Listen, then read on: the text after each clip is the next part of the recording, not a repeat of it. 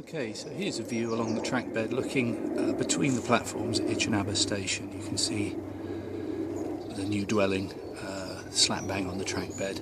As we look in this direction, on the right hand side, the station master's house would have sat, and the small goods yard behind that. Now we clearly can't walk through here. I'm going to skirt to the north and walk parallel to the line, and we'll try and stay as close as we can to the original track bed, and I suspect we'll come back onto it around about the overbridge of Rectory Lane.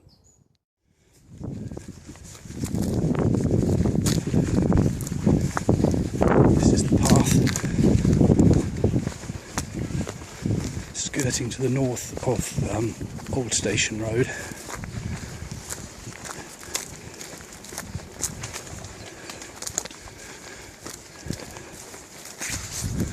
You can see the trend of the agricultural land to the north and dwellings to the south continues right the way through the village. So the whole of Itchen Abbas is to the south of the line.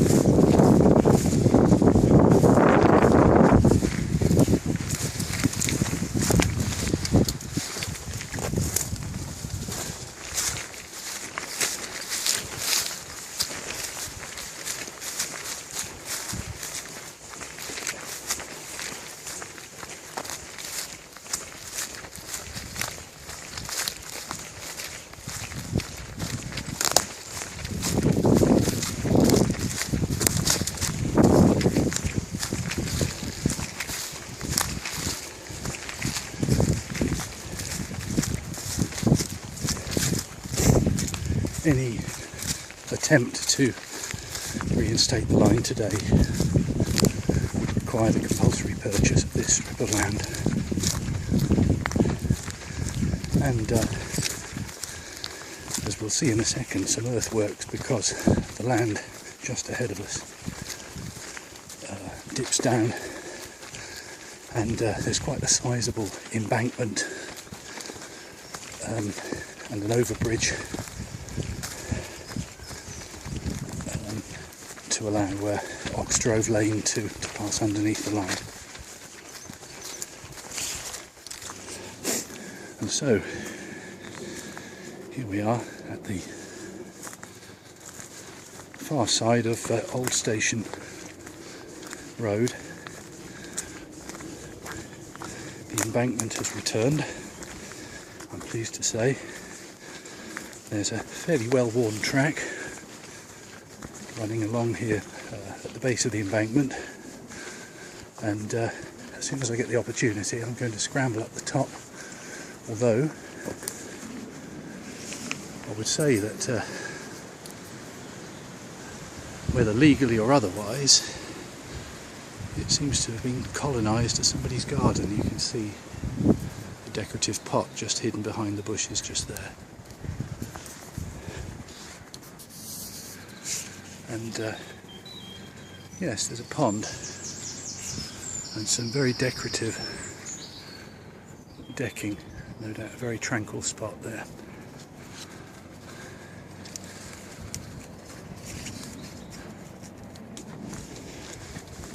So we'll continue on our way.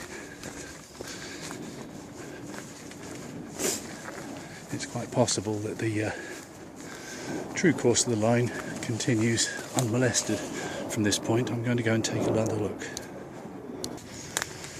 Okay, we're now at the top of the embankment. Not easy to know whether this is private property or not, but there is a path. Plenty of signs of recent occupation.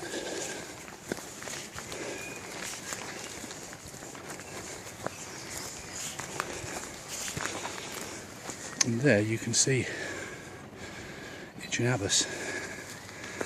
So we're a considerable way up.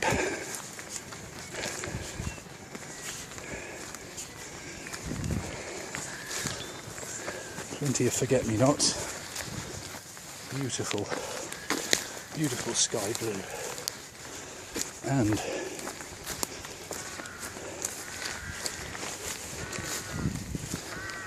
it looks very much as though the bridge has either been removed or has been declared as unsafe. We shall get as close as we can to find out one way or the other.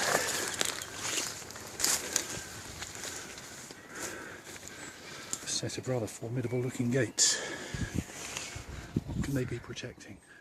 There is not a lot. If you look into the distance, just the other side of the bridge, another set of gates. So somebody's very determined that no right of way will exist over this bridge. I imagine this is probably because the owners, whoever it may be, the county council, Network Rail, have decided that they don't want the responsibility of maintaining it because it accidentally became a right of way. So I suspect there's probably not a lot wrong with it. It'll be here long after we've all gone. There is, though, evidence of a fire. Can you see? So somebody's been in there. Perhaps it's tree maintenance again. I wonder who pays for it. Down here you can see what a wonderful structure this is. Look at this. Two really imposing arches in good condition. I mean, yeah, I can see a couple of places where it does need some urgent repointing. You can see there, look, somebody's going to have to do some work with that. But let's hope it's a repair job and not a demolition. And just here, made from an old piece of rail, probably from Eastleigh, would probably have said L&SWR, no trespassing. Better late than never. So, we'll cross Oxgrove and see how we can scramble up the other side. I know that plenty have been here before us.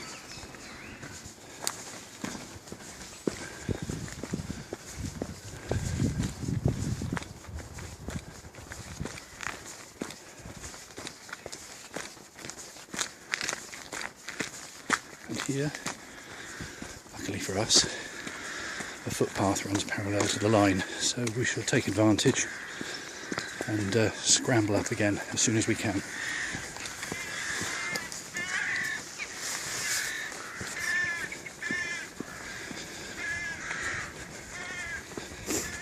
You can hear the rooks making a fairly ever-present din all along here, one rookery after another. No doubt telling each other to keep an eye open for the buzzards, of which I've seen a few, so I'll try and catch one next time I see one.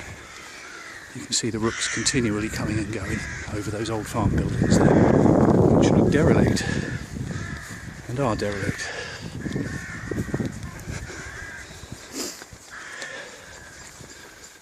Right, the line will be up the top, and there in a few seconds, so will we. So what we see here, on the other side of the hill, look, there you go, there's the track bed, clearly not used at all, even by the most dedicated of thrashing, hacking walkers, including myself, because I didn't bring a machete. But look how the houses have come so close. Nobody except that householder could really lay claim to this wilderness here, this 10 metres or so, unless the county council turn it into a right-of-way. And funnily enough, they are now reviewing the right-of-way position. Some parts of the wall, as you've seen, are permitted footpaths, not actual rights-of-way yet. But the way to safeguard what's left of this, in my opinion, is that these sections, such as this one here, need to become permitted rights of way as quickly as possible, because you can see just there a lady walking around as though this is her own. Hello there. I'm just mapping the old line, in case you're wondering what I'm doing. Yes. Okay, there's a wind getting up and I'm a bit concerned about the noise on this rather basic microphone on what is otherwise a very good camera. Looking east, there's some debate. I've just been talking to a chap in one of the houses. There's a debate as to whether the line ran along this side of these large trees, which were clearly there in 72. They look more like between 60 and 100 years old, I would have thought. Beech trees, ash, and so on. Or in here, this barbed wired piece, because you can see right there is a concrete post. So, which side of the post did the line run? Now I have a suspicion it was the far side, but it would be a very narrow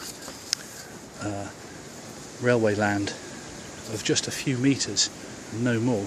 But I think I might pop in and try and find out. Well, now, there's our post.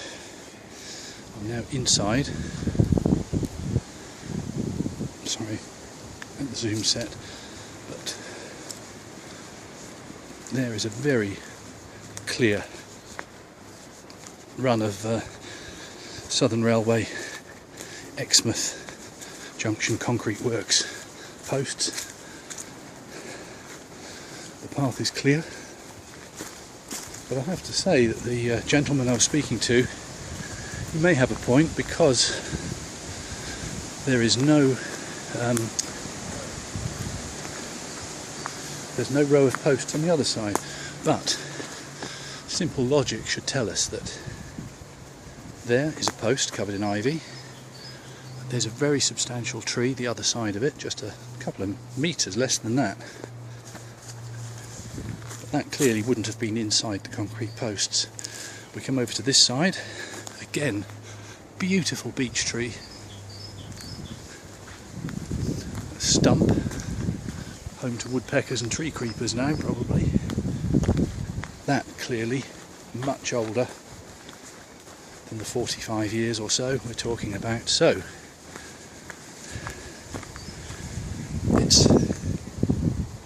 it's a very narrow path, and I have to say I'm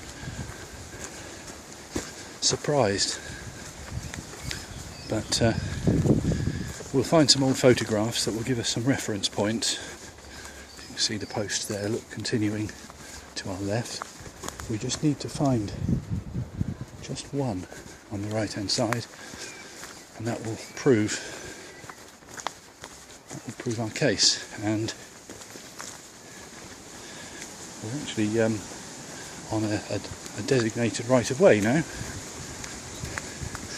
Obviously we've been bundled slightly to the right now.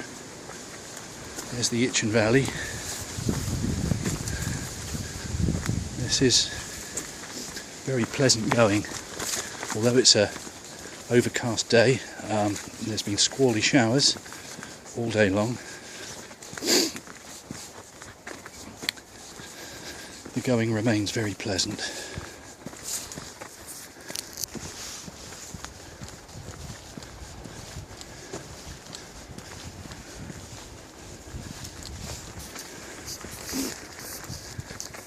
From the route point of view, of course, it's clear. Since we left the bunch of houses at Itchen Abbas, pretty much from when we encountered Oxtrove Bridge.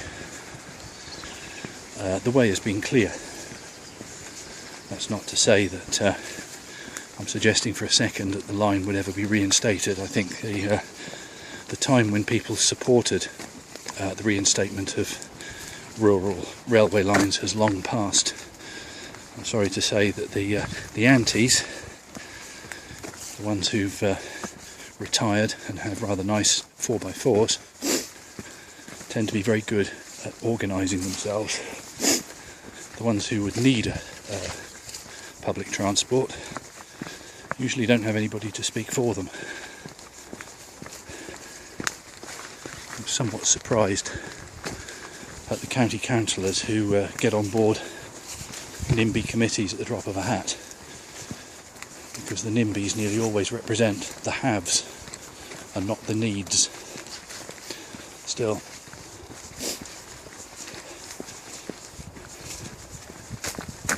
politics can wait until the end. Let's just enjoy the walk. So, there's what look to have been council built houses, very nice houses I have to say, beautiful view. Views like that are worth hundreds of thousands in this area, and the original residents of those properties had it all for nothing, and quite right too. They would have been the farm workers and the other ancillary workers of Itchen Abbas who would need somewhere in the village. Of course, nowadays they wouldn't stand a chance.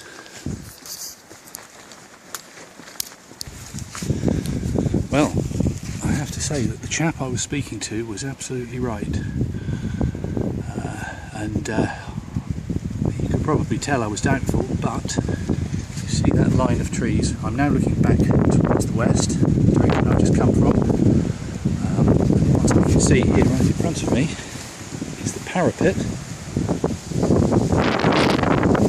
of a bridge. There you go. Not much chance of getting through that, or at least somebody doesn't want you to anyway. Let's put it that way. So, it's indeed a cutting. The line was obviously descending from the previous bridge at Oxtrove. Now this bridge, according to my calculation,